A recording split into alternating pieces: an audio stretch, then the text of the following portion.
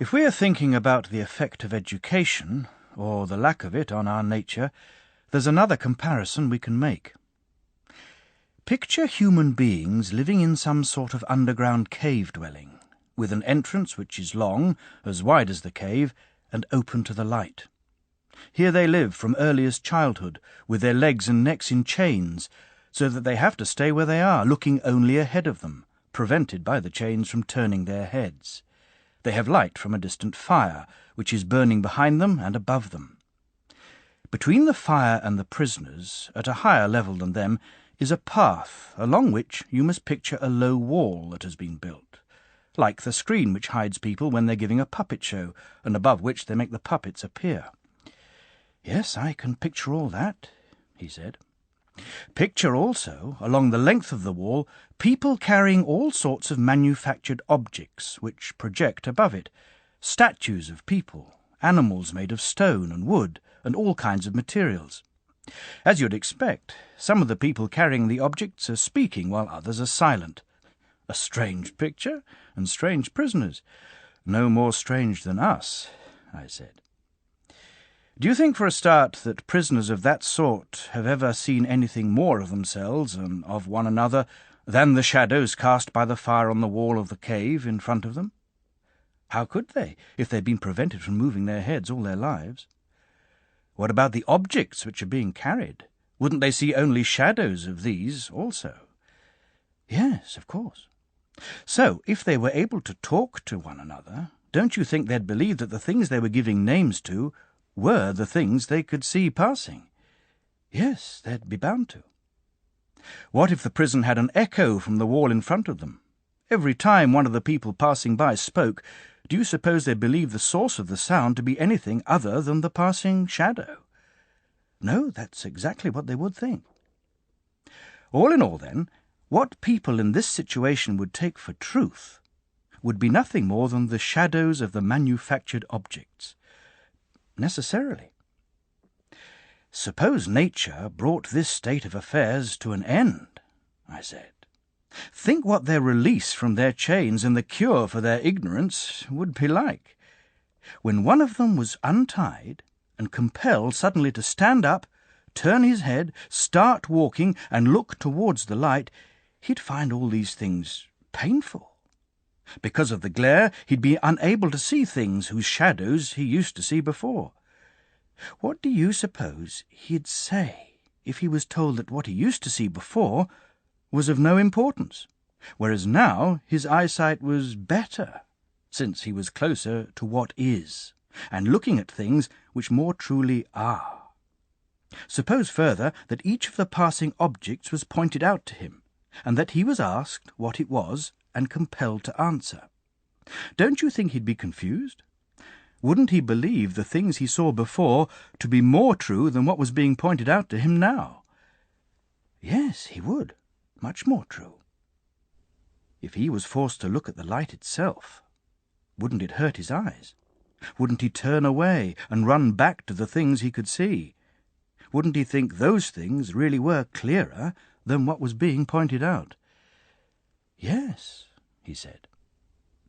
"And if he was dragged out of there by force, up the steep and difficult path, with no pause until he'd been dragged right into the sunlight, wouldn't he find this dragging painful? Wouldn't he resent it? And when he came into the light, with his eyes filled with the glare, would he be able to see a single one of the things people call real? No, he wouldn't. Not at first. He'd need to acclimatize himself, I imagine, if he were going to see things up there. To start with, he'd find shadows the easiest things to look at. After that, reflections of people and other things in water. The things themselves would come later, and from those he would move on to the heavenly bodies and the heavens themselves. He'd find it easier to look at the light of the stars and the moon by night than look at the sun and the light of the sun by day. Of course. The last thing he'd be able to look at, presumably, would be the sun. Not its image in water or some location that is not its own, but the sun itself. He'd be able to look at it by itself, in its own place, and see it as it really was. Yes, he said, that would unquestionably be the last thing he'd be able to look at. At that point he would work out that it was the sun which caused the seasons and the years, which governed everything in the visible realm, and which was, in one way or another, responsible for everything they used to see. That would obviously be the next stage.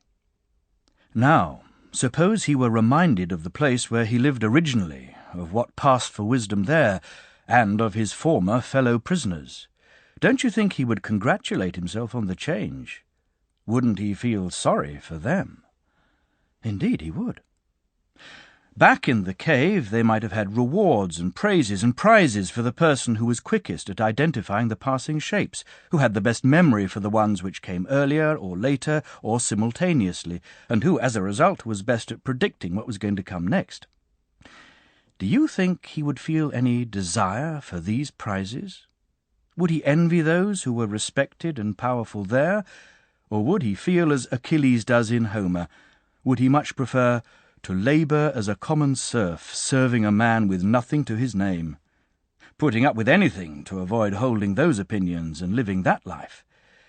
Yes, he said, if you ask me, he'd be prepared to put up with anything to avoid that way of life. There's another question I'd like to ask you, I said. Suppose someone like that came back down into the cave and took up his old seat. Wouldn't he find, coming straight in from the sunlight, that his eyes were swamped by the darkness? I'm sure he would. And suppose he had to go back to distinguishing the shadows in competition with those who had never stopped being prisoners. Before his eyes had grown accustomed to the dark, while he still couldn't see properly, and this period of acclimatization would be anything but short, wouldn't he be a laughing-stock? Wouldn't it be said of him that he'd come back from his journey to the upper world with his eyesight destroyed, and that it wasn't worth even trying to go up there? As for anyone who tried to set them free and take them up there, if they could somehow get their hands on him and kill him, wouldn't they do just that? They certainly would, he said. That is the picture then, my dear Glaucon, and it fits what we were talking about earlier in its entirety. The region revealed to us by sight is the prison dwelling, and the light of the fire inside the dwelling is the power of the sun. If you identify the upward path and the view of things above with the ascent of the soul to the realm of understanding, then you will have caught my drift, my surmise, which is what you wanted to hear. Whether it is really true, perhaps only God knows. My own view, for what it's worth, is that in the realm of what can be known, the thing seen last, and seen with great difficulty, is the form or character of the good. But when it is seen, the conclusion must be that it turns out to be the cause of all that is right and good for everything. In the realm of sight, it produces light, and light's sovereign, the sun, while in the realm of thought, it is itself sovereign, producing truth and reason unassisted. I further believe that anyone who's going to act wisely, either in private life or in public life, must have had a sight of this form of the good. Well, I for one agree with you, he said, as far as I can follow, at any rate. Can you agree with me, then, on one further point? It's no wonder if those who have been to the upper world refuse to take an interest in everyday affairs, if their souls are constantly eager to spend their time in that upper region. It's what you'd expect, presumably, if things really are like the picture we've just drawn. Yes, it's what you'd expect.